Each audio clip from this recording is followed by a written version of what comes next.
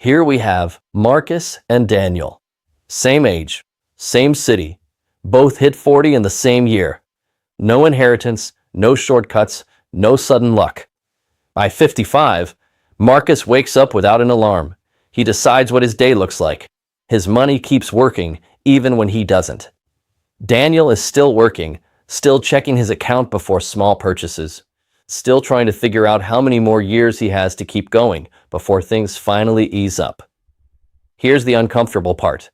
The gap between Marcus and Daniel didn't appear at 55. It showed up at 40. Most people treat their 40s like a midpoint, a checkpoint, maybe even a slowdown. But financially, this decade is the most important one you'll ever have. And most people let it pass without realizing it. Here's why this decade matters so much. In your 20s, you had time, but not much money. In your 30s, you started earning more, but life got heavier. Debt, responsibilities, maybe kids. But your 40s are different. If you've been even a little intentional, something changes. Income is higher. Things are more stable. There's still time left. That combination is rare. Time and money together. It doesn't last forever. And this is where compounding starts to matter.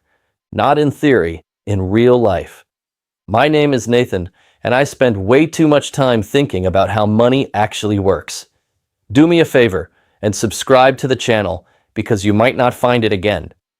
If someone invests $500 a month starting at 40, earning around 8% annually, by 65, they could have close to $500,000. Start just 5 years later, and that same effort leads to something much smaller. Not because of bad decisions, just because time moved forward. Marcus understood this at 40. Daniel told himself he'd get serious next year. So if the 40s are this powerful, why do so many people reach them unprepared? One reason: lifestyle creep. It doesn't look dangerous. It looks like progress. Daniel got raises. He upgraded his car, moved into a nicer place, started spending a little more each year. And somehow, even as income grew, nothing really changed. His bank balance stayed about the same. And the strange part is, it felt like improvement. But underneath that feeling, nothing was building. There's a term for this: hedonic adaptation. The more you have, the faster it becomes normal. And then you need more just to feel the same. Daniel wasn't moving forward. He was just keeping pace with his own lifestyle. By this point, his life depended on his income. The house, the car, the routines, everything tied to his paycheck. So if that paycheck disappeared, everything else would collapse. That's not security. It just looks like it. It's pressure. Marcus saw the same situation differently. So what did Marcus actually do?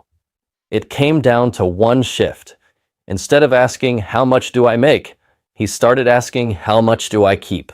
And what is that money doing for me over time?" That question changed everything, because income requires effort. Assets don't. Every dollar he invested became something that worked quietly in the background. Not instantly, but consistently.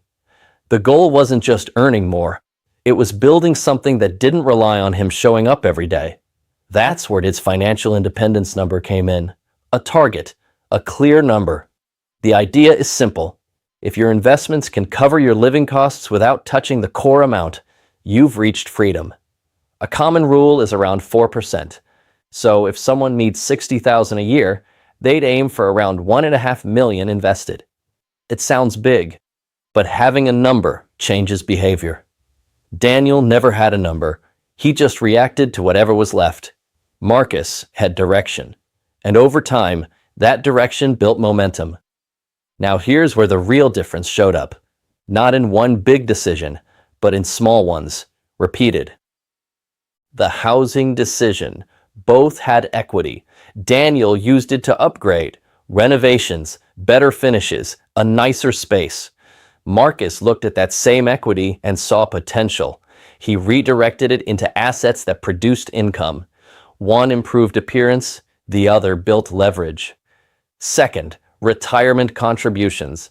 Marcus maxed his accounts every year, no exceptions. When extra contribution options became available later, he used those too. Daniel contributed enough to get the match and stopped there. That gap doesn't look huge at first, but over years, it grows into something significant. Third, income sources. Marcus knew relying on one paycheck was risky, so he built additional streams, slowly, nothing flashy, investments, small income sources, things that added stability. Daniel planned to do that later. Later never arrived. Fourth, social pressure. They had the same friends, same invites, same expectations. Marcus quietly said no more often, skipped some trips, kept his car longer, made choices that didn't stand out. Daniel said yes, because outward appearances matter, and nobody sees your investments. They see your lifestyle. And here's what makes Daniel's story hard. He didn't do anything reckless. He worked. He paid his bills. From the outside, everything looked fine. But there's a difference between looking stable and actually building something. And he never stopped to question which one he was doing. Marcus did, repeatedly. This wasn't about sacrifice versus enjoyment. It was about timing. Choosing short-term comfort or long-term freedom. Marcus chose later. Daniel chose now. And over time, those choices stacked. Here's what matters. They weren't separated by luck or intelligence or opportunity. They were separated by decisions. Small ones, consistent ones, over a single decade. Marcus didn't have one breakthrough moment. He had hundreds of quiet decisions, choosing growth over comfort, future over present. And here's the part that matters most. If you're listening to this, you're already thinking about it. That alone puts you ahead of most people, because awareness comes first. Your 40s aren't a warning sign. They're a window. Time still matters.